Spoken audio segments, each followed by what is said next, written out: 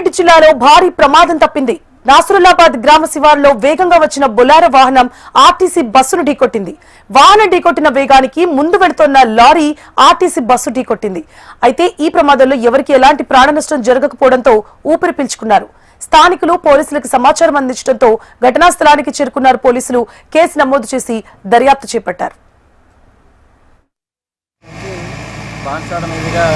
నిజామాబాద్ వెళ్తుండగా ఈ నసరులాబాద్ దాటిన తర్వాత గండి టర్నింగ్లో ఆ బోలరే బండి ఆవులతో పోతున్నట్టు బోలరే బండి హెవీ స్పీడ్ తోటి వచ్చి మా బస్సులో గుర్తుగా కాకుండా లారీ బ్రేక్ డౌన్ అయినటువంటి ఆ పక్కకు లారీ డ్రైవర్ మాట్లాడుతుండగా అతను గుద్దుతూ అతని రోడ్ బయటకు తీసుకెళ్లడం జరిగింది.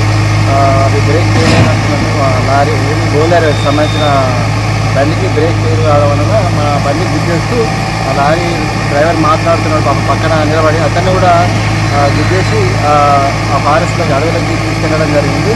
సో ఈ విషయం నేను డిస్కస్